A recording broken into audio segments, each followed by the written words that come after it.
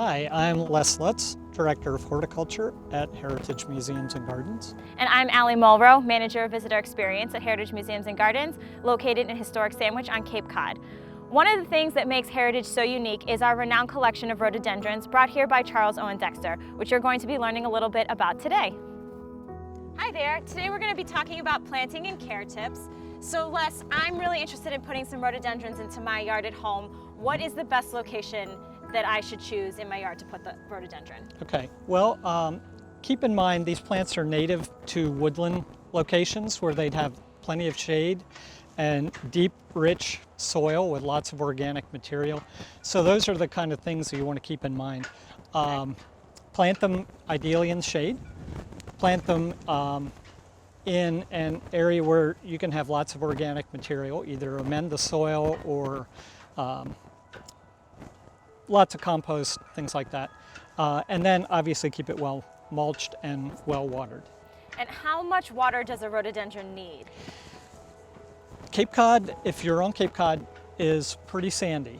The soils are very sandy. I tell people that they like to have about the equivalent of 1 inch of rain a week. So that's a fair amount of water. That would be probably at least twice a week a good soaking. So I need to water my rhododendrons more, is probably what you're telling me. Yeah, most people do actually. So once I've watered them and they are getting, a nice long drink, is there any type of fertilizer or special mulch that I should be putting around? Well, mulch, a good shredded hardwood is good. I actually like leaf mold, so if you can take leaves, compost them and use that as your mulch, that's the best mulch you can get. But most people don't want to go through the work that's involved in doing that. Right. And fertilizer, something like Osmocote or Hollytone. These plants like acidic soil. Hollytone, of course, is acid-based. So that would work well. But Osmocote works well too, like a 3-month formulation. So I want to make sure I'm getting some nice acidic mulch and fertilizer for my rhododendron, and then I'm able to get it to grow this big? Probably, and that's something you need to think about when you're planting these things. If you're planting it in front of your house, it could potentially grow to be 15 feet tall. And unless you want to prune it every year, which we'll talk about in another video, unless you want to prune it every year, ideally you should plant it somewhere where it can grow naturally.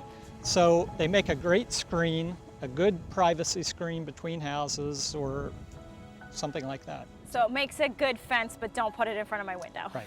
Exactly. All right. I think I can probably handle that in my garden design. Now, when can I expect my rhododendrons to bloom? Depending on where you are. Of course, we're on Cape Cod in New England. Here they start flowering usually in late April, and they flower all the way through mid-June. And it depends on the cultivar. Each cultivar will flower for 2 to 3 weeks. So they're not going to last for too long, but when they do, they're beautiful. They're pretty amazing, yeah. And are there any other planting or care tips that I should know about in order to make sure that my rhododendrons look as great as the ones here at Heritage? Again, keeping them well watered, keeping them mulched. It's all about keeping them happy.